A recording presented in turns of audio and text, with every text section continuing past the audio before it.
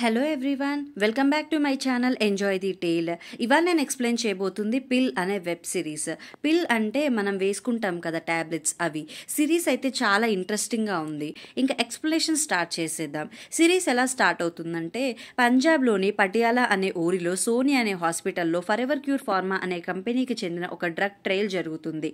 అంటే మనం రోజు వాడే టాబ్లెట్స్ ఉంటాయి కదా, వాటిని ముందు టెస్ట్ చేస్తారు, సరిగ్గా వర్క్ అవుతున్నాయా లేదా, సైడ్ ఎఫెక్ట్స్ ఏమైనా ఉన్నాయా అని. తర్వాతే మార్కెట్లో రిలీజ్ చేస్తారు. అయితే ఆ హాస్పిటల్లో ఫరెవర్ క్యూర్ ఫార్మాకి సంబంధించిన ఒక డ్రగ్ టెస్ట్ జరుగుతుంది మనుషుల మీద. ఆ కంపెనీకి సంబంధించిన ఒక వ్యక్తి డాక్టర్కి లంచం ఇచ్చి 40 అని ఉన్న నెంబర్ని 400 చేయండి అని అడుగుతూ ఉంటాడు. ఇంకా ఆ హాస్పిటల్లో ఉన్న ప్రతి పేషెంట్తో పేపర్స్ మీద సంతకం పెట్టించుకుంటారు. ఇదే కాకుండా ఆ ఫార్మా కంపెనీ వ్యక్తి ఢిల్లీ వెళ్లి పెద్ద పెద్ద డాక్టర్స్కి లంచాలు ఇచ్చి డాక్యుమెంట్స్ ఏవో అప్రూవ్ చేపించుకుంటాడు కూడా. అసలు ఈ సంతకాలేంటి, ఇంకా 40ని 400 చేయడం ఏంటి, అప్రూవల్ ఏంటి అనేది మీకు తర్వాత అర్థమైపోతుంది. ప్రస్తుతానికి ఇవి తెలుసుకుందాం. కట్ చేస్తే 6 months తర్వాత మనకి forever cure pharma company Chandigarh branch ని చూపిస్తారు. అందులో ఆశిష్ ఖన్నా అని ఒక హెడ్ మైక్రోబయాలజిస్ట్ ఉంటాడు. అతను 6 months బ్యాక్ సోనీ హాస్పిటల్లో జరిగిన డ్రగ్ ట్రయల్ రిపోర్ట్స్ చూస్తాడు. అందులో ఏవో అవకతవకలు కనిపించి తన కంపెనీలోనే ఉన్న రాహుల్ అనే వ్యక్తిని పిలిచి 6 months బ్యాక్ పటియాలాలోని ఒక హాస్పిటల్లో డయాబెటీస్ కి సంబంధించిన ఒక డ్రగ్ ట్రయల్ జరిగింది. అందులో చాలా మంది డేటా సిమిలర్ గా ఉంది. పేర్లు, బ్లడ్ గ్రూప్, వాళ్ళకున్న రోగాలు, సంతకం, అలా చాలా మందివి సిమిలర్ గా ఉన్నాయి అంటాడు. ఇక్కడ విషయం ఏంటంటే, ఆ రోజు ఏదైతే డ్రగ్ ట్రయల్ జరిగిందో అది డయాబెటీస్ కి సంబంధించింది, అంటే షుగర్ వ్యాధి. ట్రయల్ అనేది చాలా మందితో చేయాలి, కానీ పార్టిసిపేట్ చేసే వాళ్ళు ఎక్కువ లేకపోవడంతో కంపెనీ వాళ్ళే కావాలని ఎక్కువ ఫోల్డర్స్ క్రియేట్ చేశారు, ఎక్కువ మందితో ట్రయల్ జరిపినట్టు. దీనికోసమే హాస్పిటల్లో 40ని 400గా క్రియేట్ చేయమన్నారు. అంటే ఆ టెస్ట్ అనేది 40 మంది మీద చేస్తారు, కానీ చూపించడం 400 అని చూపిస్తారు. సో ఆశిష్ అడుగుతాడు, అన్ని ఇలా ఉంటే మీరెందుకు చెక్ చేయాలా అని. అప్పుడు రాహుల్ ఏదో చెప్పి కవర్ చేస్తాడు, కానీ ఆశిష్ సాటిస్ఫై అవ్వడు. ఆశిష్ ఒక సిన్సియర్ ఎంప్లాయ్, సో దీని గురించి ఇంకా తెలుసుకోవాలనుకుంటాడు. కట్ చేస్తే మనకి ఒక అమ్మాయిని చూపిస్తారు. తన పేరు గురుసిమ్రత్. తను ఒక ఇన్స్పెక్షన్ ఆఫీసర్. తను గురుగ్రామ్లో ఉన్న ఫరెవర్ క్యూర్ ఫార్మా మ్యానుఫ్యాక్చరింగ్ కంపెనీలో వాళ్ళకి చెప్పకుండా ఇన్స్పెక్షన్ కి వెళ్తుంది తన టీంతో. ఇంకా వాచ్మెన్ వాళ్ళు వచ్చిన విషయం లోపల ఉన్న ఎంప్లాయీస్ కి కాల్ ద్వారా ఇన్ఫార్మ్ చేస్తాడు. ఇంకా వీళ్ళు లోపలికి వచ్చి చెక్ చేసే లోపు ఒక ఎంప్లాయీ ఏదో ఫైల్ తీసుకొని వాళ్ళకి కనపడకుండా వెళ్తూ ఉంటాడు. అతన్ని సడన్ గా గురుసిమ్రత్ చూసి వెంబడిస్తుంది. కానీ అతను గురుసిమ్రత్ కి దొరకకుండా ఫైల్ ని పక్కనే ఉన్న కాలువలో విసిరేసి తప్పించుకుంటాడు. ఇంకా గురుసిమ్రత్ వెనక్కి వచ్చి సీసీటీవీ ఫుటేజ్ కోసం చూస్తే 2 days నుండి కెమెరాస్ వర్క్ అవ్వట్లేదని చెప్తారు. దీనితో తనకి ఇక్కడ ఏదో తేడాగా జరుగుతుంది అని అర్థమైపోతుంది. ఇన్స్పెక్షన్ క్యాన్సిల్ చేసి రిటర్న్ వెళ్ళిపోతుంది. కట్ చేస్తే మనకి హీరో ప్రకాష్ ని చూపిస్తారు. అతను ఒక డాక్టర్. అతను ఫ్యామిలీతో కలిసి తన గురువు అయిన డాక్టర్ బాసుదేవ్ ఫంక్షన్ కి వెళ్తున్నాడు. ఈ దారిలో అతనికి ఏం తెలుస్తుందంటే, అతనికి ప్రమోషన్ వచ్చిందని. ఆ ప్రమోషన్ ఎక్కడో తెలుసా? Medicine authority of India. అంటే వాళ్ళే టాబ్లెట్స్ కి టెస్ట్లన్నీ అయిపోయాక అప్రూవల్ ఇచ్చేది మార్కెట్లోకి రావడానికి. ఇంకా ప్రకాష్ ఈ విషయాన్ని బాసుదేవ్ కి చెప్తాడు. దానితో బాసుదేవ్, ఇది చాలా బాధ్యత గల జాబ్, బాగా చేయండి అంటాడు. కట్ చేస్తే మనకి forever cure pharma company chairman అయిన బ్రహ్మాని చూపిస్తారు. అతను తన కంపెనీ గురించి మాట్లాడుతూ కంపెనీకి కొత్త రీసెర్చ్ టీమ్ హెడ్ గా డాక్టర్ బాసుదేవ్ని అపాయింట్ చేస్తున్నా అని చెప్తాడు. నెక్స్ట్ సీన్ లో ఆశిష్ పటియాలలో జరిగిన డ్రగ్ ట్రయల్ ఫైల్స్ ఎన్నిసార్లు చూసినా అతనికి తప్పేదో జరిగిందని అనిపించి బ్రహ్మాని కలవడానికి అపాయింట్మెంట్ కోసం కాల్ చేస్తే 2 weeks తర్వాతే అపాయింట్మెంట్ అంటారు. ఇంకా వెయిట్ చేయలేక డైరెక్ట్ గా వచ్చి కలుస్తాడు. బ్రహ్మతో, sir diabetes drug test proper గా చేయలేదనుకుంటా, జస్ట్ నెంబర్స్ పెంచారు అంతే, తక్కువ మనుషులతో టెస్ట్ వల్ల ఈ డ్రగ్ ఎంతవరకు తీసుకోవడం కరెక్టో చెప్పలేం, ప్లీజ్ డ్రగ్ మార్కెట్లో రిలీజ్ చేయకుండా ఆపండి కొన్ని రోజులు అంటాడు. అప్పుడు బ్రహ్మ, ఈ విషయాన్ని చెక్ చేయడానికి గవర్నమెంట్లో ఒక పెద్ద డిపార్ట్మెంటే ఉంది, వాళ్ళు అన్ని చూశాకే అప్రూవల్ ఇచ్చారు, సో నీవంత స్ట్రెస్ తీసుకోకు అని వెళ్ళిపోమంటాడు. నెక్స్ట్ సీన్ లో బ్రహ్మ పిఏ ఏకం దగ్గరికి వస్తాడు. ఏకం బ్రహ్మ కొడుకు. పిఏ ఏకంతో, సార్ మెడికల్ అథారిటీ వాళ్ళు మనకి చెప్పకుండా రైడ్ చేయడానికి వచ్చారు, అందుకని మన వాళ్ళల్లో ఒకడు ఇంపార్టెంట్ ఫైల్ వాళ్ళకి దొరకకుండా పరిగెత్తి కాలువలో పడేశాడు అంటాడు. ఆ ఫైల్ ఏంటని అడిగితే టాక్సిసైక్లిన్ అనే ఒక యాంటీబయాటిక్ టెస్ట్ చేసిన ఫైల్ అని చెప్తాడు. ఇంకోవైపు చూస్తే ఆ ఫైల్ వాటర్లో వస్తూ చెత్త దగ్గర ఆగిపోతుంది. ఇంకా చెత్తతో కలిపి ఆ ఫైల్ని కూడా వ్యాన్లో వేసేస్తారు వేస్ట్ తీసుకెళ్లే వర్కర్స్. కట్ చేస్తే మనకి నూర్ అని ఒక జర్నలిస్ట్ని చూపిస్తారు. అతను ఏ పని సరిగ్గా చేయడని అతను పనిచేసే న్యూస్ పేపర్ ఓనర్ నమ్మకం. ఇంకా నూర్ తన ఇంటికి బయలుదేరుతూ ఉంటాడు. సడన్ గా ఒక డంప్ యార్డ్ దగ్గర పని మీద ఆగుతాడు. అలా ఆగిన నూర్కి చెత్తలో ఆ ఫైల్ కనబడుతుంది. ఆ ఫైల్ ఏంటా అని ఓపెన్ చేస్తే అందులో ఏదో మెడిసిన్స్ కి రిలేటెడ్ మ్యాటర్ ఉందని అర్థం చేసుకుంటాడు. ఇంకా అది ఏంటో తెలుసుకుందామని ఫైల్ని తనతో తెచ్చుకుంటాడు. ఆ ఫైల్ తీసుకుని తనకు తెలిసిన ఒక డాక్టర్ దగ్గరికి వెళ్తాడు. ఆ డాక్టర్ నూర్ వాళ్ళ అమ్మకి ట్రీట్మెంట్ ఇచ్చాడు.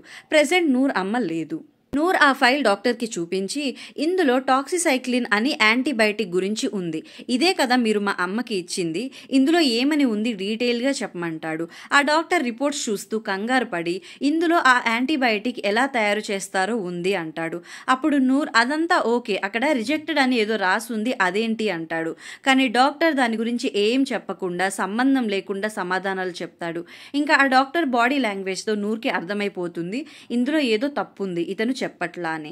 నెక్స్ట్ డే నూర్ ఆ ఫైల్ని వేరే డాక్టర్కి వెళ్ళి చూపిస్తాడు. అప్పుడు ఆ డాక్టర్ ఈ ఫైల్ని ఇక్కడే ఇచ్చేయి, నీకెంత కావాలంటే అంత మనీ ఇస్తా అంటాడు. కానీ నూర్ లొంగకుండా ఫైల్ తీసుకుని అక్కడి నుండి వెళ్ళిపోతాడు. ఆ డాక్టర్ ఫైల్ విషయాన్ని ఫరెవర్ క్యూర్ ఫార్మా వాళ్ళకి ఇన్ఫార్మ్ చేస్తాడు. ఇదే టైంలోనే ఫార్మా కంపెనీ వాళ్ళు వాళ్ళ కొత్త డయాబెటీస్ డ్రగ్ని మార్కెట్లోకి రిలీజ్ చేస్తారు. నెక్స్ట్ సీన్లో నూర్ ఫైల్ తీసుకుని ఇంకో డాక్టర్ దగ్గరికి వస్తాడు విషయం తెలుసుకోవడానికి. అప్పుడు ఆ డాక్టర్ ఇది ఒక ఫెయిల్ అయిన యాంటీబయాటిక్ రిపోర్ట్, అంటే యాంటీబయాటిక్ టెస్ట్ చేస్తున్నప్పుడు అది మంచిది కాదు అని ఇచ్చిన రిపోర్ట్. ఈ మెడిసిన్ తీసుకుంటే ప్రమాదం, ఇది తీసుకోవడం వల్ల కొంతమందికి మౌత్ అల్సర్ వచ్చిందని, వామిటింగ్స్ కూడా వచ్చాయని ఉంది. ఈ యాంటీబయాటిక్స్నే ఇప్పుడు మలేరియాకి డెంగ్యూకి వాడుతున్నారు, ఇది ఫెయిల్ అయినా కూడా మార్కెట్లో ఇస్తున్నారు అని చెప్తాడు డాక్టర్.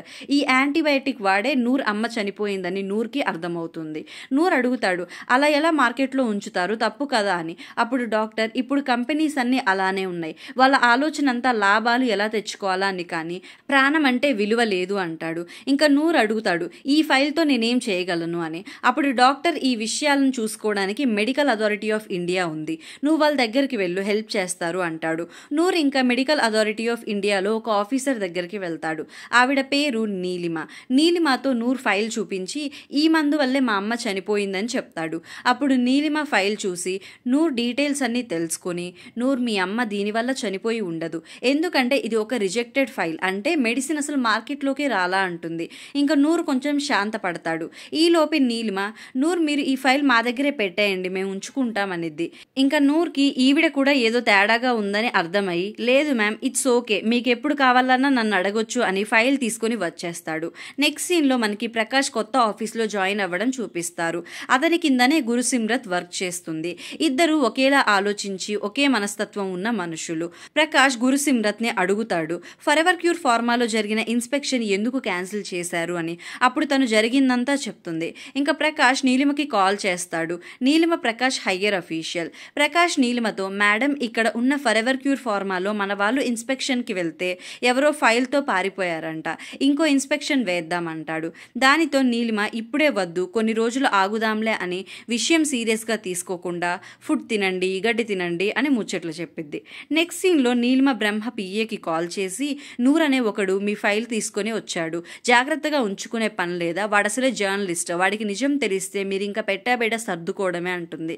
కట్ చేస్తే ఆశిష్ బసుదేవ్ దగ్గరికి వెళ్ళి సార్ పటియాలలో జరిగిన ట్రయల్స్లో ఐడి ప్రూఫ్స్ ఉన్నది 100 మందికే, మిగతా అందరివి రిపీట్ చేశారు, వాళ్ళకి సైడ్ ఎఫెక్ట్స్ కూడా వచ్చాయి, అసలు ఈ రిపోర్ట్స్ చూస్తే ఈ ట్రయల్ వాళ్ళ మీద జరిగినట్టు ఆ పార్టిసిపెంట్స్ ఎవరికి తెలియదనుకుంటా అంటాడు. మీకు గుర్తుందా స్టార్టింగ్లో పేషెంట్స్తో సంతకాలు తీసుకుంటారు పేపర్స్ మీద అన్నాను, వాళ్ళకి డ్రగ్ ట్రయల్స్ అని కూడా చెప్పకుండా వాళ్ళ ఐడీస్ అండ్ సంతకం తీసుకుంటారు.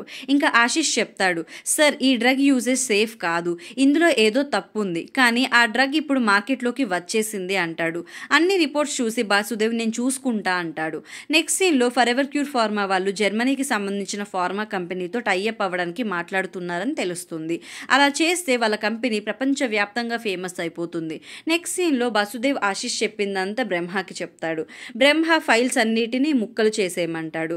ఇంకా బ్రహ్మ పిఏ నూర్ డీటెయిల్స్ తెలుసుకొని మనుషులని పెట్టి నూర్ని కొట్టి ఫైల్స్ తీసుకెళ్లిపోతారు.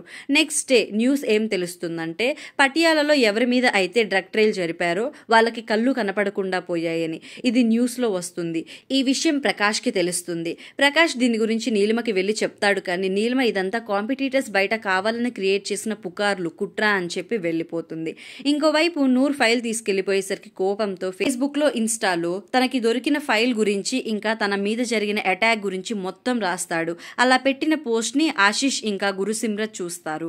గురుసిమ్రత్ ఆ విషయాన్ని ప్రకాష్కి ఇన్ఫార్మ్ చేస్తుంది.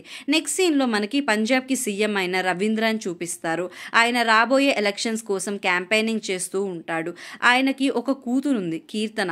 తను చాలా మంచిది, ఎప్పుడు పేదవాళ్ళకి సహాయం చేయాలనే చూస్తుంది.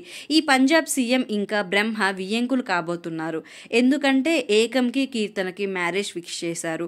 ఏకం రవీంద్రకి కాల్ చేసి పటియాలలో చేసిన డ్రగ్ ట్రయల్స్లో కొంతమందికి కళ్ళు పోయాయి, మీరే చూసుకోవాలి అంటాడు. రవీంద్ర కూడా ఓకే అంటాడు. రవీంద్ర బ్రహ్మ వాళ్ళు చేసే పనులకి హెల్ప్ చేస్తూ ఉంటాడు. కానీ ఇవన్నీ కీర్తనకు తెలియనివ్వడు. కీర్తన తన నాన్న చాలా మంచోడు అనుకుంటది.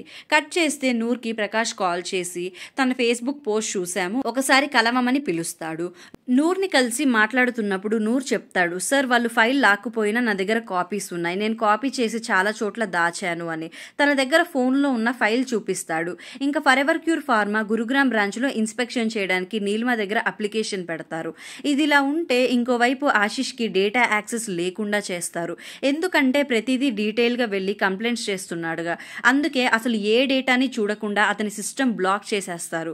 కట్ చేస్తే ప్రకాష్కి నీలిమ కాల్ చేసి మీరెందుకు ఇన్స్పెక్షన్కి వెళ్ళడానికి పర్మిషన్ అడుగుతున్నారు, ఏదైనా ఉంటే నేను చెప్తా, ఇప్పుడు వెళ్లాల్సిన అవసరం లేదంటుంది. కానీ వాళ్ళు ఇన్స్పెక్షన్కి వెళ్తారు, ఏం దొరకవు, అన్నీ నార్మల్గా ఉంటాయి. వాళ్ళకి ముందే నీలిమ ఇన్ఫార్మ్ చేసేస్తుంది ఇన్స్పెక్షన్ గురించి. నెక్స్ట్ సీన్లో పంజాబ్ సీఎం రవీంద్ర మనుషులు ఎవరివైతే కళ్ళు పోయాయో డ్రగ్ ట్రయల్స్ వల్ల వాళ్ళకి లంచం ఇచ్చి జాబ్స్ ఇస్తామని ఆశ చూపి వాళ్ళకి కళ్ళు పోయింది forever cure pharma diabetics drug trial వల్ల కాదు, ఆయుర్వేదిక్ మందు వల్ల అని చెప్పిస్తారు. ఇలా రవీంద్ర బ్రహ్మ కంపెనీ పరువు కాపాడతాడు. కట్ చేస్తే ప్రకాష్ నూర్కి కాల్ చేసి నువ్వు ఊర్లన్నీ తిరిగి టాక్సిసైక్లిన్ యాంటీబయాటిక్ వల్ల ఎవరెవరు ఎఫెక్ట్ అయ్యారు, ఏ డాక్టర్ రికమెండ్ చేస్తున్నారో అన్నీ తెలుసుకో అంటాడు. ఇంకా నూర్ ఆ పనిలో ఉంటాడు. ఒక 2 డేస్కి నూర్ వీడియోస్తో వస్తాడు. అందులో జనాలు చాలా మంది టాక్సిసైక్లిన్ యాంటీబయాటిక్ వల్ల హెల్త్ పాడైపోవడం, మరి కొంతమంది చనిపోవడం జరిగిందని తెలుస్తుంది. ఇదంతా చూసి ప్రకాష్ నూర్ అండ్ గురుసిమ్రత్తో మార్కెట్లో ఫరెవర్ క్యూర్ ఫార్మాకి సంబంధించిన యాంటీబయాటిక్స్ డ్రగ్ తీసుకురమ్మంటాడు. ఇదిలా ఉంటే ఇంకోవైపు న్యూస్ ఏమొస్తుందంటే డయాబెటీస్ డ్రగ్ ట్రయల్ జరిగిన వాళ్ళకి మొన్నటి దాకా కళ్ళేపోయాయి, ఇప్పుడు ఏకంగా చనిపోయారని న్యూస్ వస్తుంది. దీన్ని బ్రహ్మ వాళ్ళు పెద్ద వాళ్ళతో మాట్లాడి కవర్ చేసేస్తారు. కానీ ఈ న్యూస్ కీర్తన చూస్తుంది. తాను రవీంద్ర దగ్గరికి వెళ్ళి అడుగుతుంది. అప్పుడు రవీంద్ర అదేం లేదు, వాళ్ళ చావులకి డ్రగ్ ట్రయల్కి సంబంధం లేదంటాడు. కట్ చేస్తే forever cure pharma stock market పడిపోతుంది. ఎందుకంటే వాళ్ళ గురించి, వాళ్ళ మెడిసిన్ గురించి బ్యాడ్గా న్యూస్ చక్కర్లు కొట్టడంతో. సో ఈ లాస్ని ఎలా కవర్ చేయాలని మీటింగ్ పెడతాడు బ్రహ్మ. ఎందుకంటే వాళ్ళు అసలే జర్మన్ కంపెనీతో టైఅప్ అవ్వబోతున్నారు. ఈ టైంలో స్టాక్స్ పడిపోయి బ్యాడ్ న్యూస్ సర్క్యులేట్ అయితే జర్మన్స్ వెనక్కి వెళ్ళిపోయే ఛాన్స్ ఉంది. సో సొల్యూషన్ చెప్పాలంటాడు టీంని. అప్పుడు వాసుదేవ్ ఒక ఐడియా ఇస్తాడు. అదేంటంటే క్యాన్సర్ కోసం ఫరెవర్ క్యూర్ ఫార్మా ఒక డ్రగ్ తయారు చేస్తున్నారు. అది ఇంకా కంప్లీట్ అవ్వలేదు, కానీ ఇప్పుడే దానిని రిలీజ్ చేద్దామంటాడు. ఎందుకంటే క్యాన్సర్ అనేది ఎలాంటి వ్యాధి అంటే మెడిసిన్ తీసుకొని ఎవరైనా చనిపోయినా అది మెడిసిన్ వల్ల కాదు, క్యాన్సర్ వల్ల అంటారు.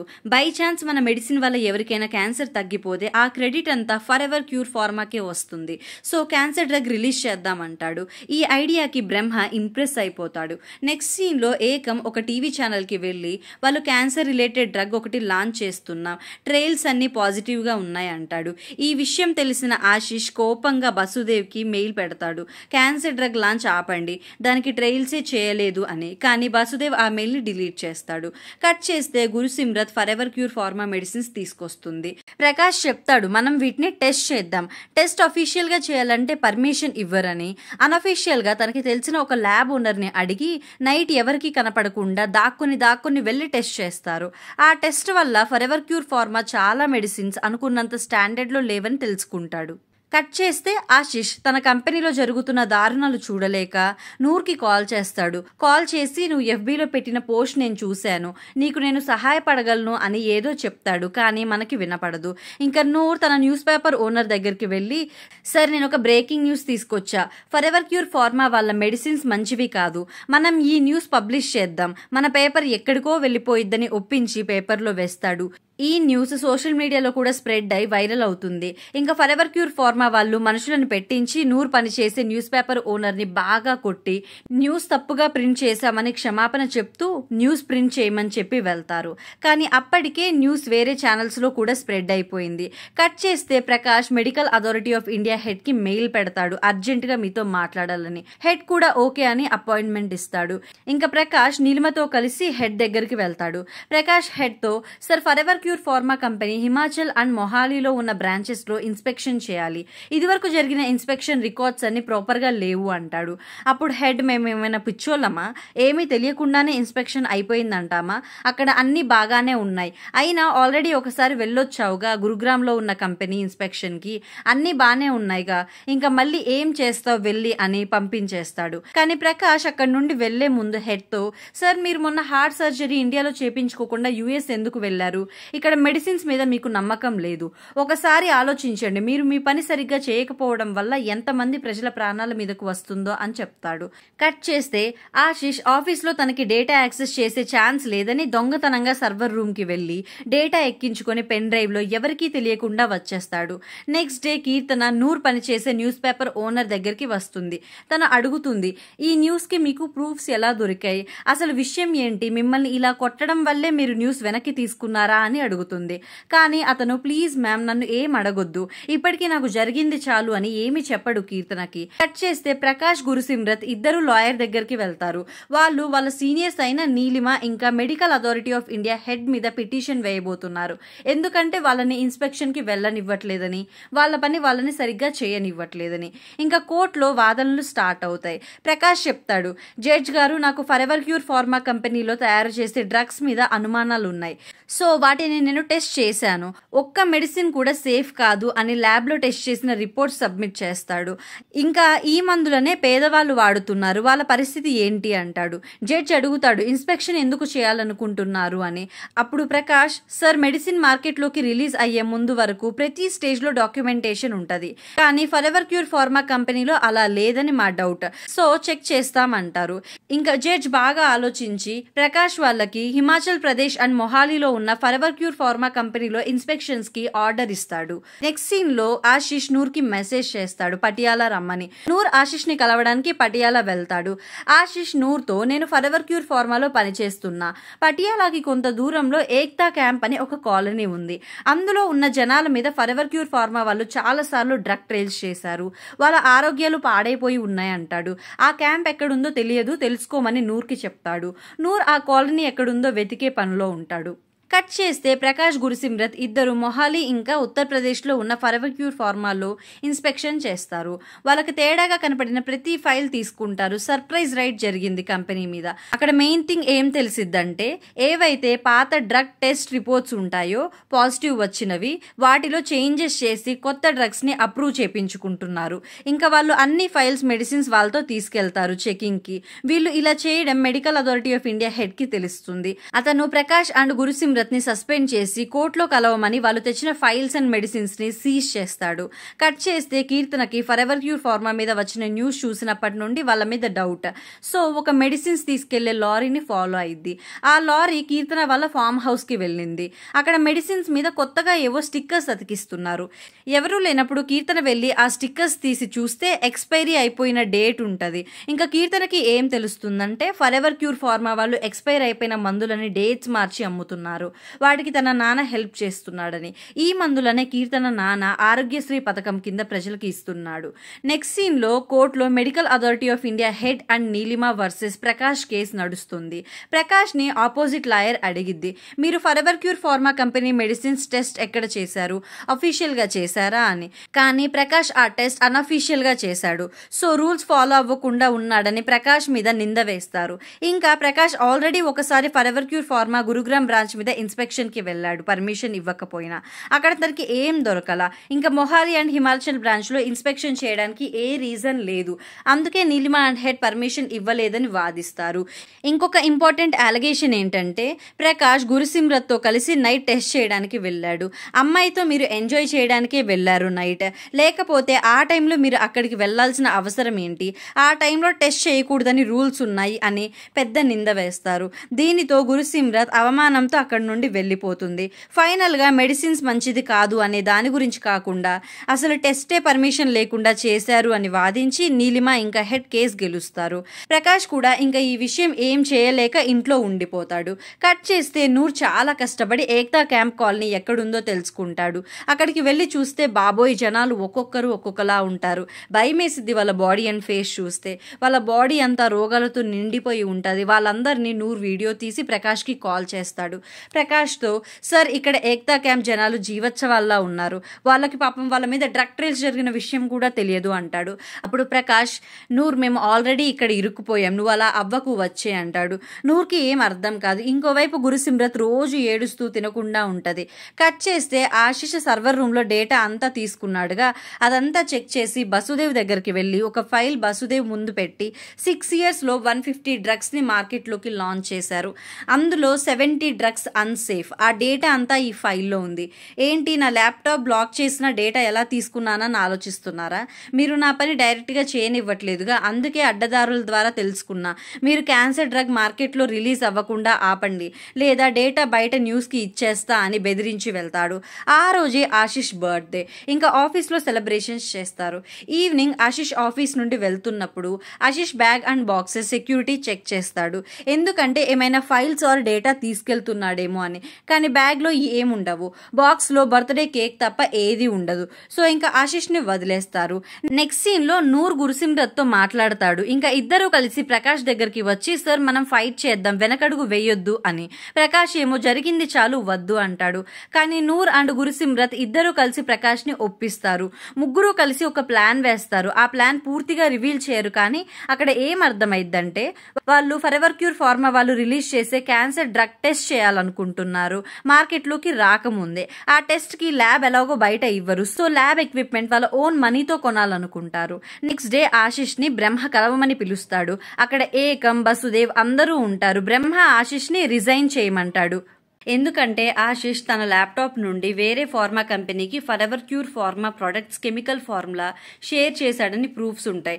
సో రిజైన్ చేయమంటారు. కానీ ఆశిష్ ఏమో నేను అలా చేయలేదు సార్, ప్లీజ్ ప్లీజ్ అంటాడు. కానీ ఆశిష్ని రిజైన్ చేపించి పంపించేస్తారు. ఆశిష్ వెళ్ళిపోయాక బసుదేవ్ చెప్తాడు తనే ఆశిష్ ల్యాప్టాప్ నుండి అలా చేశానని, కానీ వేరే ఫార్మా కంపెనీకి రాంగ్ ఈమెయిల్కి ఫార్ములా పంపా. సో నో ప్రాబ్లం, ఇదంతా ఆశిష్ బర్త్డే రోజు నేను కేక్ కటింగ్ అప్పుడు చేశా అంటాడు. ఇదంతా బసుదేవ్ చేసిన కుట్ర. ఆశిష్ ఏమో ఫుల్ డిప్రెషన్ కి వెళ్ళిపోతాడు. Next day forever cure pharma వాళ్ళకి క్యాన్సర్ డ్రగ్ కి అప్రూవల్ వస్తుంది. కానీ వాళ్ళు ఇంకా లాంచ్ చేయలేదు మార్కెట్ లోకి. ఈ లోపే ప్రకాష్ వాళ్ళు ఆ డ్రగ్ ని టెస్ట్ చేయాలనుకుంటారు. డ్రగ్ టెస్ట్ చేయాలంటే డ్రగ్ ఉండాలిగా. సో మార్కెట్ లోకి రాకముందే ఆ డ్రగ్ ని ఎలా సంపాదించాలా అని ప్రయత్నాలు స్టార్ట్ చేస్తారు. నూర్ ఒక డాక్టర్ దగ్గరికి వెళ్తాడు. ఇతను ఎవరో గుర్తుందా? స్టార్టింగ్ లో నూర్ టాక్సిసైక్లిన్ ఫైల్ తీసుకొస్తే ఇక్కడే వదిలేసి వెళ్ళు మనీ ఇస్తా అన్నాడే అతను. అతని దగ్గరికి వెళ్ళి సార్ నాకు క్యాన్సర్ మెడిసిన్ కావాలి, ఫరెవర్ క్యూర్ ఫార్మా వాళ్ళది, మేము దాన్ని టెస్ట్ చేయాలనుకుంటున్నాం అంటాడు. డాక్టర్ ప్రకాష్ ఒక ల్యాబ్ సెట్ చేస్తున్నాడు టెస్ట్ చేయడానికి. ఆ డ్రగ్ మంచిది కాదు అందుకే చేస్తున్నాం అంటాడు. అప్పుడు ఆ డాక్టర్ అయినా లాంచ్ అవ్వలేదుగా, అది నా దగ్గర ఎలా ఉంటుంది అంటాడు.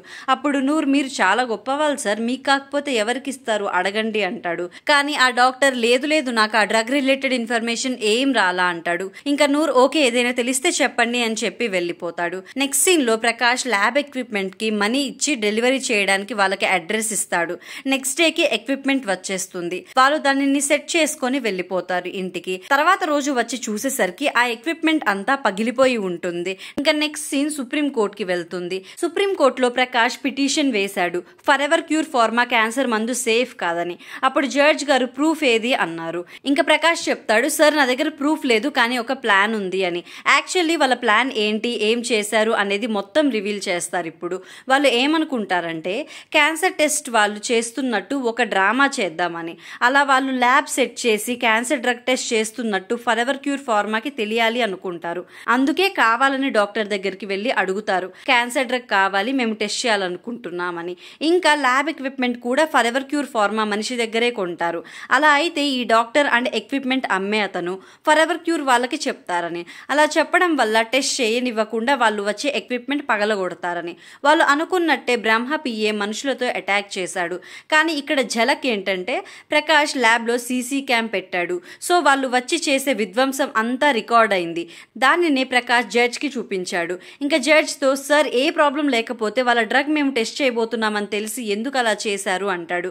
ఇంకా కోర్ట్ క్యాన్సర్ డ్రగ్లో ఏదో తప్పుందని అనిపించి ఫరెవర్ క్యూర్ ఫార్మా వల్ల క్యాన్సర్ డ్రగ్ మ్యానుఫ్యాక్చరింగ్ చేయకూడదు, ఎవరు వాడొద్దని స్టే ఆర్డర్ ఇస్తుంది. ఫార్మా వాళ్ళని నెక్స్ట్ వాయిదాకి కోర్టులో ఉండాలని సమన్లు ఇస్తుంది. కట్ చేస్తే నెక్స్ట్ వాయిదా వస్తుంది. కోర్టులో అందరూ హాజరవుతారు, వాదనలు జరుగుతాయి. ఫరెవర్ క్యూర్ ఫార్మా మందులు మంచివి కాదు, ఇప్పటికే చాలా మంది చనిపోయారు. ఫరెవర్ క్యూర్ వాళ్ళేమో లేదు, మా మెడిసిన్స్ ని పెద్ద డాక్టర్స్ టెస్ట్ చేస్తారు, అన్నీ సేఫ్ అని. అయితే ప్రకాష్ నూర్ ఎక్తా క్యాంప్ లో బాధితులని వీడియో తీస్తాడుగా. ఆ వీడియో చూపించి ఈ ఫార్మా కంపెనీ వాళ్ళు ప్రతి మెడిసిన్ వీళ్ళ మీద టెస్ట్ చేశారు. అసలు ఆ క్యాంప్లో వాళ్ళు బతికున్న జీవోత్సవాలు. వాళ్ళు ఇలా అనారోగ్యం పాలవ్వడానికి ఫరెవర్ క్యూర్ వాళ్ళే కారణం. అక్కడున్న వాళ్ళంతా వలస వచ్చి పని చేసుకునే వాళ్ళు. వాళ్ళకి ఐడి ప్రూఫ్సే లేవు, ఏదైనా అయితే వాళ్ళకి అడిగే వాళ్ళు కూడా లేరు అంటాడు. ఇంకా ఫరెవర్ క్యూర్ లాయర్ ఏమో, యువర్ ఆనర్ వీళ్ళెవరో మాకు అసలు తెలీదు, మేము ఎవరి మీద అయితే టెస్ట్ చేస్తామో అందరి ఐడీస్ మా దగ్గర ఉంటాయి, కంపెనీ పరువు తీయడానికి కావాలని ఇలా చేస్తున్నారు అంటారు. ఇంకా జడ్జి ఏం చెప్తాడంటే ఎవరైతే క్యాంప్లో బాధించబడి ఉన్నారో వాళ్ళని 1 వీక్లో కోర్ట్ హియరింగ్కి తీసుకురమ్మన్నారు సాక్ష్యం కోసం. ఇంకా ఫరెవర్ క్యూర్ ఫార్మాకేమో మీ మెడిసిన్స్ ఎవరెవరి మీద టెస్ట్ చేశారో అందరి ఐడీస్ విత్ ప్రూఫ్స్ తీసుకురమ్మంటాడు. కట్ చేస్తే ప్రకాష్ వాళ్ళు విక్టిమ్స్ని ఏం చేసైనా కోర్టుకి రప్పించాలనుకుంటారు. కానీ ఫరెవర్ క్యూర్ ఫార్మా వాళ్ళ సంగతి మనకి తెలిసిందేగా, పెద్ద దొంగలు. వాళ్ళు అందరి దగ్గరికి వెళ్ళి ఎవరు కోర్టుకి రాకుండా భయపెట్టో బెదిరించో డబ్బు ఆశ చూపో అందరినీ కంట్రోల్ చేస్తారు. ఇంకా నూరు వెళ్ళి ఎవరిని అడిగినా మేము రాము అని చెప్పేస్తారు. ఇంకా ఫరెవర్ క్యూర్ ఫార్మా వాళ్ళు చాలా మందికి డబ్బు ఇచ్చి వాళ్ళ ఐడీస్ సంతకాలు తీసుకున్నారు, మెడికల్ ట్రయల్ వాళ్ళ మీద జరిగినట్టు ప్రూఫ్స్ కోసం. ఆ పేపర్ని పాతదిలా కనపడేలా చేసి రికార్డ్స్లో పెట్టేశారు. మొత్తం వాళ్ళ కంట్రోల్లోనే ఉంది. ఇంకా బ్రహ్మ చెప్తాడు, ఆశిష్ ఖన్నాని మనం లైట్ తీసుకోకూడదు, కోర్ట్ జడ్జిమెంట్ వచ్చేదాకా వాడి ఇంటి దగ్గర మనుషులని కాపలా ఉండమంటాడు. ఆశిష్ మాత్రం ఫుల్ డిప్రెషన్కి వెళ్ళిపోయి హెల్త్ బాలేక దిగులుగా ఉంటాడు. ప్రకాష్ వాళ్ళకి ఏం చేయాలి అర్థం కాక ఆలోచిస్తుంటే ఒక ఐడియా వస్తుంది. మనకి ఏదైనా అవకాశం ఉంది ఈ కేసు గెలవడానికి అంటే అది ఆశిష్ ఖన్నానే అంటాడు. అతను ఎక్కడున్నాడో తెలుసుకోవడానికి ట్రై చేస్తారు. అయితే చూస్తూ 1 వీక్ అయిపోతుంది. కోర్ట్ హియరింగ్ వస్తుంది. కోర్టులో ఫరెవర్ క్యూర్ ఫార్మా వాళ్ళు ప్రూఫ్స్ అన్ని సబ్మిట్ చేస్తారు. కానీ ప్రకాష్ వాళ్ళు ఒక్కరిని కూడా బాధితులను తీసుకురాలేరు. సో జడ్జ్ అడుగుతాడు, మీరు సాక్షులను తీసుకురాకపోతే మేము జడ్జిమెంట్ ఎలా ఇస్తామంటారు. ఇంకా ప్రకాష్ ఒక 1 వీక్ టైం ఇవ్వమంటాడు. కానీ జడ్జ్ ఇప్పటికే 1 వీక్ ఇచ్చాం, ఇంకెంత ఇస్తారు, ఈ కేసు తీర్పు రేపిస్తాం, మీకు 1 డే టైం ఉంది, ఏం చేయగలరో చెయ్యండి అంటాడు జడ్జ్. ఇంకా ప్రకాష్ వాళ్ళు కష్టపడి ఆశిష్ వైఫ్ నెంబర్ తెలుసుకొని కాల్ చేస్తారు. కానీ ఆశిష్ వైఫ్ వాళ్ళని ఆశిష్తో కలవనివ్వదు. ఇప్పటికే నా హస్బెండ్ మనిషిలా లేడు, నేను మళ్ళీ తనని సమస్యల్లోకి వెళ్ళనివ్వను అంటుంది. ప్రకాష్ వాళ్ళు కాల్ చేసి మాట్లాడడం ఆశిష్ వింటాడు. కట్ చేస్తే రవీంద్ర పొలిటికల్ మీట్ పెట్టి మేము ప్రజలకి అంత చేశాము ఇంత చేశామని మాట్లాడతాడు. అది విని కీర్తనకి చాలా కష్టంగా ఉంటది. ఇంకా తన నాన్న వచ్చి స్పీచ్ ఇవ్వమన్నప్పుడు కీర్తన ప్రజలతో మా నాన్న మంచివారు కాదు, మిమ్మల్ని మోసం చేస్తున్నాడంటూ డేట్ అయిపోయిన మెడిసిన్స్ ఇస్తున్నారని చెప్తుంది. ఇదంతా న్యూస్లో వస్తుంది. దీనిని ఆశిష్ ఇంకా బ్రహ్మ వాళ్ళు చూస్తారు. ఇంకోవైపు ప్రకాష్ వాళ్ళు ఆశిష్ వైఫ్కి కాల్ చేసి ట్రై చేస్తూనే ఉంటారు ఒప్పించడానికి. ఇంకా ఆశిష్ ఇవన్నీ చూసి బాగా ఆలోచించి తన దగ్గరున్న ఏదో పెన్ డ్రైవ్ తీస్తాడు.